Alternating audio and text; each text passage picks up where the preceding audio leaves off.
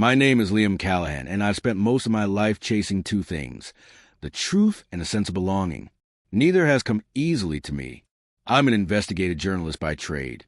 But if you asked anyone who knows me, they'd probably say I'm more like a bloodhound with a pen. My specialty? Financial fraud. The kind of stuff that makes people squirm in their designer suits or toss sleepless nights worrying about subpoena letters. But here's the irony. Despite all the scandals I've uncovered, I've never been able to untangle the mess inside my own family. Growing up, I was always a shadow to my older brother, Ronan. Where I was quiet and introspective, he was loud and magnetic. He could charm his way out of anything: a parking ticket, a bad grade, even Mom's wrath when he totaled her car at 16. Meanwhile, I was the one stuck explaining why I didn't try harder, or why I wasn't as confident as him. Dad used to pat me on the back and say, "You'll find your stride someday, son." But deep down, I knew what he really meant. Why can't you be more like Ronan? When our parents passed away 2 years ago, I thought maybe things would change. Maybe Ronan and I could finally bridge the gap between us. Instead, it only widened. He inherited almost everything: the house, the stocks, the trust fund, and left me with crumbs. At first, I told myself it didn't matter. Money isn't everything, right? But lately, something's felt off, like there's a crack in the foundation of this story, and I just haven't found it yet. It started with an email.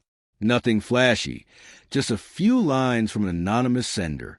They claimed Ronan had been siphoning money through shell companies tied to his real estate empire. At first, I laughed it off. Ronan might be arrogant, but embezzlement? That seemed like a stretch. Still, curiosity got the better of me. I pulled up the old trust fund account statements and noticed withdrawals I didn't recognize. Small amounts at first, then larger ones. Each transaction listed vague descriptions like consulting fees or business expenses. Something about it didn't sit right. So I dug deeper. What I found made my stomach churn. Transfers routed through offshore accounts. Invoices for services that didn't exist.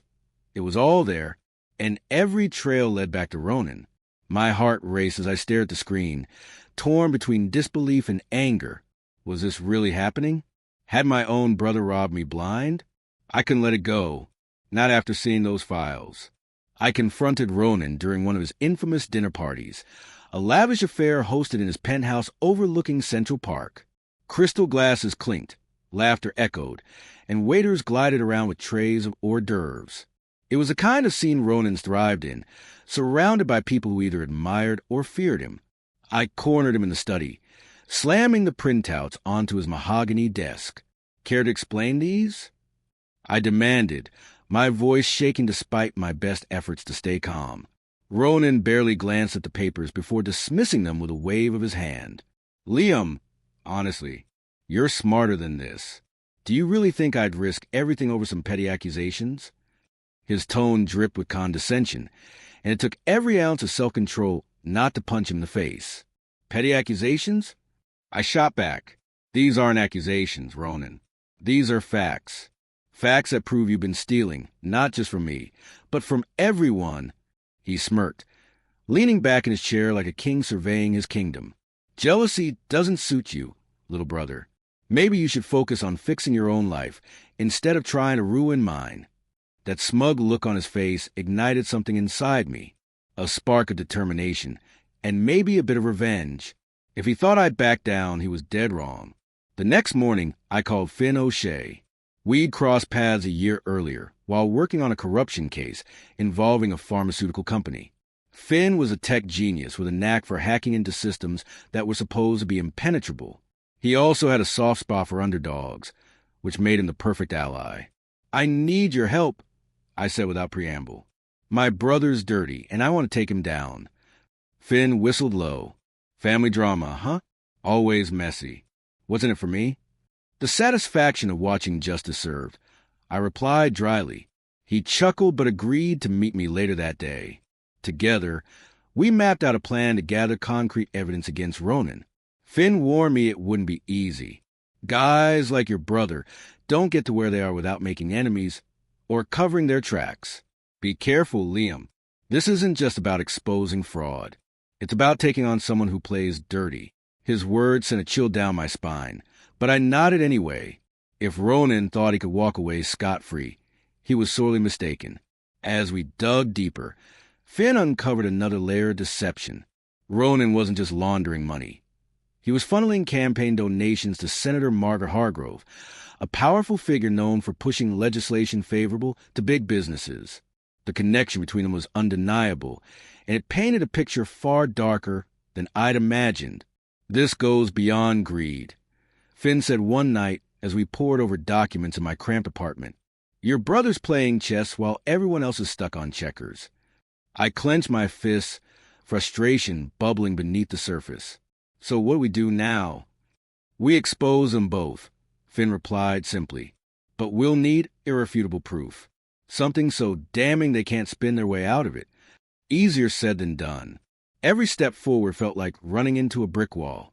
Then came the surveillance photos. Pictures of Ronan meeting with Hargrove in secret locations, exchanging briefcases, laughing like old friends. Seeing those images fueled my resolve.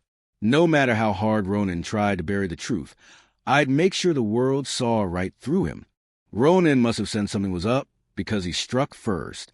Fake articles began popping up online, painting me as unstable and unreliable. Editors who had once praised my work suddenly ghosted me. Even my landlord started sniffing around, asking if I planned to pay rent next month. Desperate, I leaked partial information to a rival news outlet. It wasn't much, but it was enough to rattle Ronan. Within hours, reporters were hounding him for comments, forcing him to scramble for damage control. Watching him sweat gave me a twisted sense of satisfaction. Still, I knew this was only the beginning. Ronan wouldn't go down without a fight, and neither would I. The gala was supposed to be Ronan's crowning achievement, a celebration of his latest skyscraper project, a towering monstrosity that had displaced hundreds of low-income families. I couldn't think of a better place to strike. Dressed in a rented suit and armed with a fake ID, I slipped into the event posing as a waiter. Finn had rigged me with a tiny camera hidden in my tie clip and a USB drive disguised as a pen. My mission? Sneak into Ronan's office on the top floor and download incriminating files from his private server. Easy, right? Wrong. The penthouse buzzed with energy, guests mingling beneath crystal chandeliers while waitstaff darted around with trays of champagne. I kept my head down, avoiding eye contact as I navigated toward the elevators. But just as I reached the doors, a hand clamped down on my shoulder. "Where do you think you're going?" a security guard barked. "I was told to bring this tray up to Mr. Callahan." I lied, holding up an empty serving dish like it contained the secrets of the universe. The guard narrowed his eyes but eventually waved me through. Once inside the elevator, I exhaled sharply, my heart pounding like a drumline. This wasn't going to be easy, but then again, nothing worth doing ever is. Ronan's office was exactly what I expected. Sleek, sterile, and dripping with arrogance. Floor-to-ceiling windows offered a breathtaking view of Manhattan, but I didn't have time to admire it. Finn's voice crackled in my earpiece. "You've got 10 minutes before someone notices you're not back downstairs." I plugged the USB drive into his computer and waited as files began transferring. That's when I saw it, a folder labeled Project Phoenix. Curiosity got the better of me, and I opened it. What I found made my blood run cold. Documents detailing illegal land acquisitions. Emails between Ronan and Senator Hargrove discussing bribes. Photos of destroyed neighborhoods, replaced by gleaming towers that catered only to the wealthy elite. It was all there, laid bare in black and white. My hands trembled as I scrolled through the evidence. These weren't just numbers on a spreadsheet. They represented lives ruined, communities shattered. And Ronan had orchestrated the whole thing without batting an eye. Suddenly, the sound of footsteps echoed outside the door. Panicking, I yanked the USB drive free and shoved it into my pocket. Just as the handle turned, I ducked behind the desk, praying whoever entered wouldn't notice me. It was Ronan. He strode in, phone pressed to his ear, completely oblivious to my presence.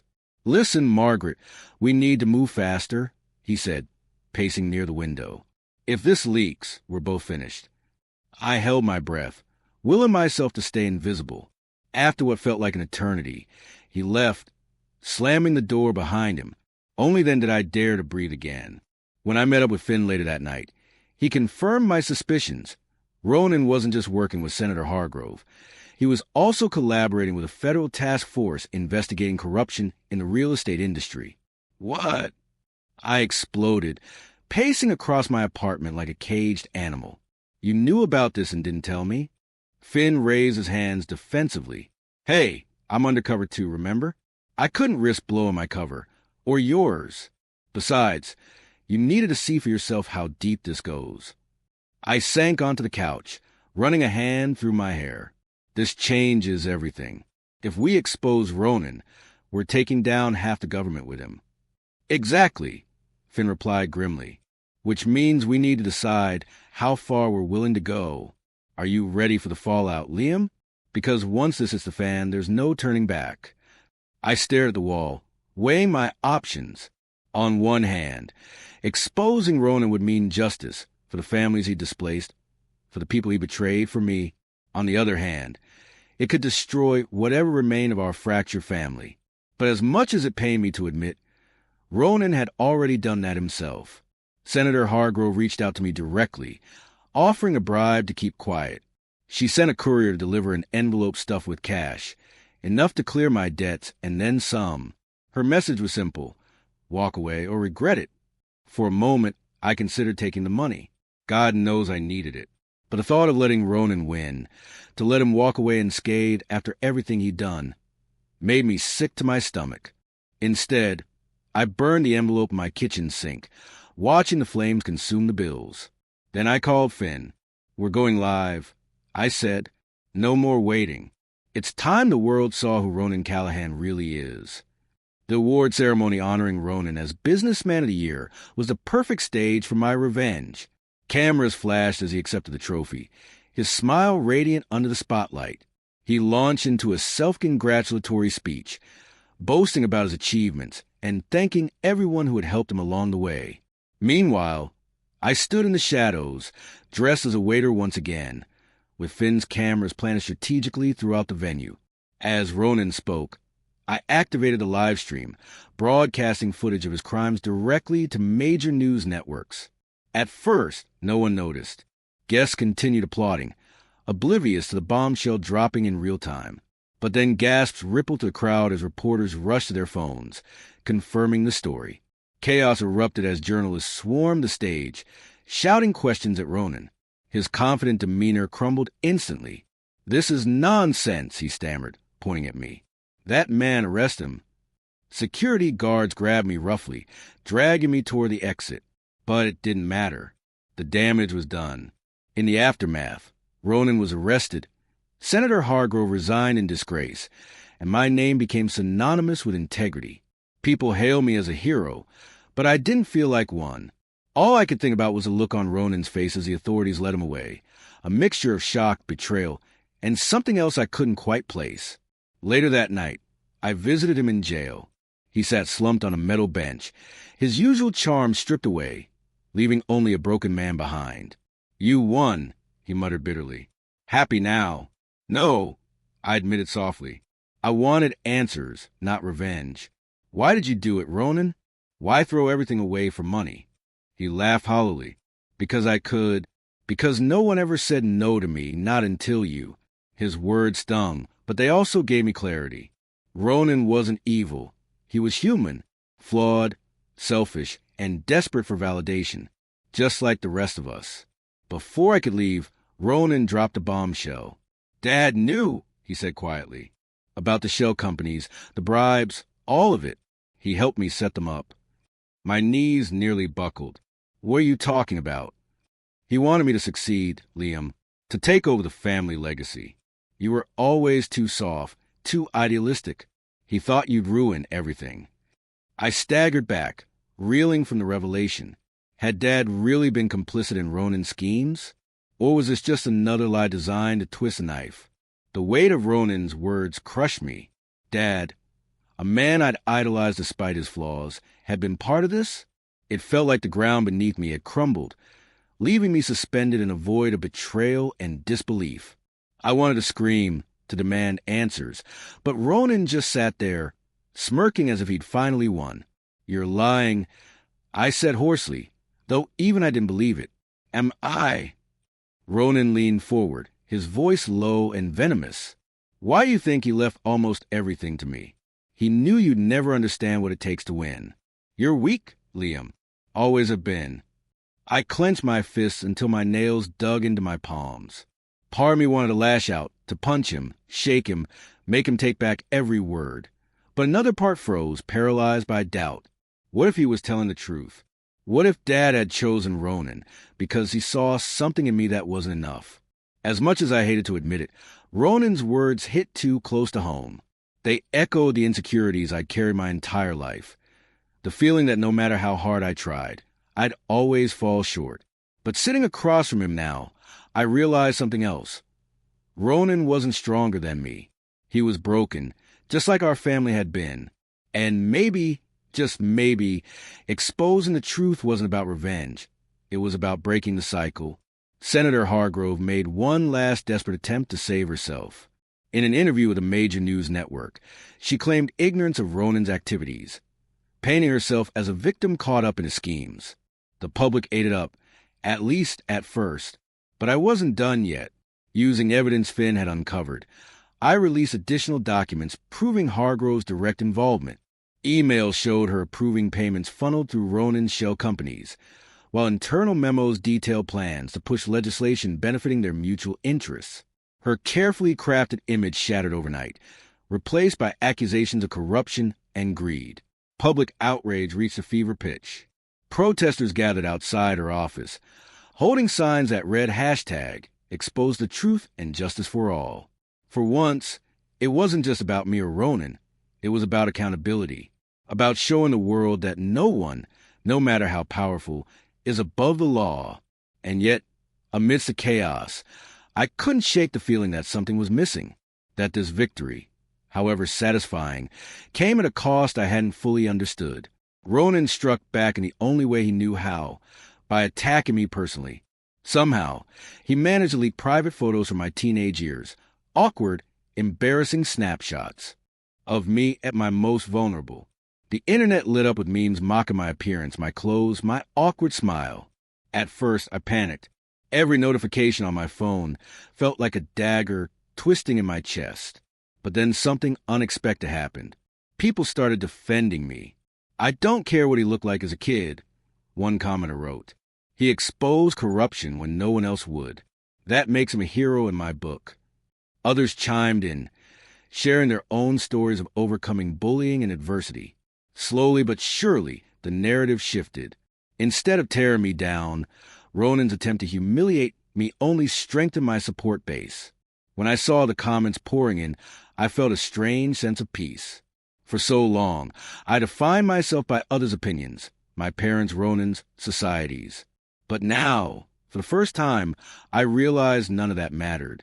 What mattered was staying true to who I was, and fighting for what was right, even when it hurt.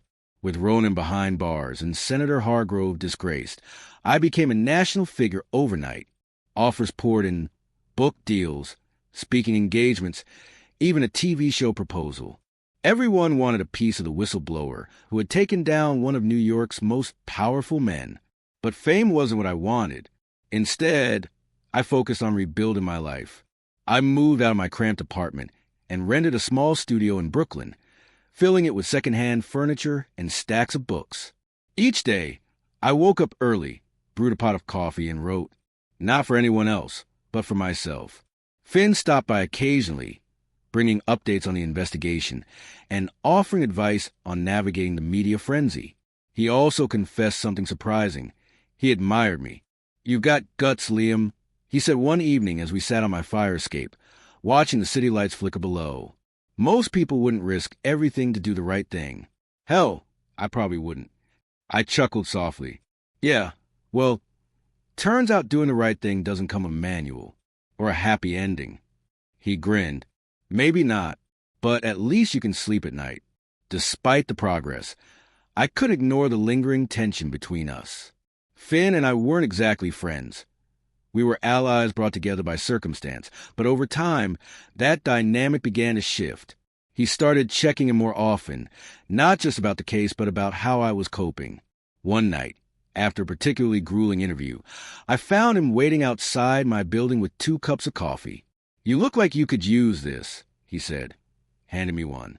We walked in silence for a while, the cool night air soothing my frazzled nerves. Finally, Finn spoke. "You know, you don't have to carry all this alone. Whatever happens next, I've got your back." His words caught me off guard. For so long, I relied solely on myself, convinced that trusting others would only lead to disappointment. But looking at Finn now, I realized he was different. Maybe not immediately, not perfectly, but possibly someday someone I could count on. A few weeks later, I decided to visit the old family house. It had been empty since Mom and Dad passed away, its rooms gathering dust and memories alike. Stepping inside felt surreal, like walking into a dream or a nightmare. In the attic, I stumbled upon a box filled with letters. My hands trembled as I opened one addressed to me, written in Mom's familiar handwriting. "Dear Liam, I know we haven't always shown it, but your father and I are so proud of you. You see the world differently than most people. You notice the cracks, the injustices, the things others choose to ignore. Don't ever lose that, even if it means standing alone." Tears blurred my vision as I read her words. All these years, I'd assumed they favored Ronan because they saw something lacking in me. But maybe I dare to hope they loved me for exactly who I was. Ronan appealed his conviction, claiming he'd been framed. His lawyers argued that the evidence against him was circumstantial, planted by a jealous sibling seeking revenge. A retrial loomed, threatening to undo everything I'd worked for. But I refused to give up. With Finn's help, I tracked down new witnesses, former employees, business partners, even victims of Ronan's land acquisitions. One by one, they came forward, corroborating my story and bolstering the case against him. Still, the uncertainty weighed heavily on me. Every knock at the door sent my heart racing. Every call made me flinch. Would justice prevail, or would Ronan slip through the cracks once again? The retrial stretched on for months, each day dragging me deeper into exhaustion. But finally, the verdict came, guilty on all counts. As the judge read the sentence aloud, I exhaled a breath I hadn't realized I'd been holding. Later that night, I sat alone in my apartment, staring at the stack of papers detailing Ronan's crimes. Justice had been served, but it didn't erase the pain. It didn't mend the fractures of my family or bring back the years I'd lost bitterness and resentment. What it did do, though, was give me closure, a chance to move forward, however imperfectly. I pulled out a blank notebook and began writing. Months after the trial, I received an anonymous package containing a recording of Ronan confessing to framing Dad for part of the schemes. According to the tape, Ronan had manipulated events to inherit the family wealth entirely, leaving Dad complicit only to protect him. My stomach churned as I listened. If I released the tape, it would clear Dad's name posthumously, but might also cast doubt on Ronan's conviction. Was it worth risking everything I'd fought for? I met with Finn to discuss the tape. He listened quietly, his expression unreadable. "This changes things," he said finally. "If you release it, Ronan's lawyers will pounce. They'll argue reasonable doubt, maybe even get the charges overturned. But if I don't..." I trailed off, unsure how to finish the thought. "You let go of the past," Finn said simply. "Sometimes, justice isn't about fixing everything. It's about choosing what matters most." In the end, I chose to burn the tape. Watching the flames consume felt strangely liberating, like shedding a weight I hadn't realized I'd been carrying. I walked away from the ashes, ready to embrace whatever came next. Life wasn't perfect, and neither was I. But for the first time in years, I felt free. As I stepped outside, the sun broke through the clouds, casting golden light over the city. Somewhere deep inside, I heard Mom's voice whispering, "Don't ever lose that." And I smiled,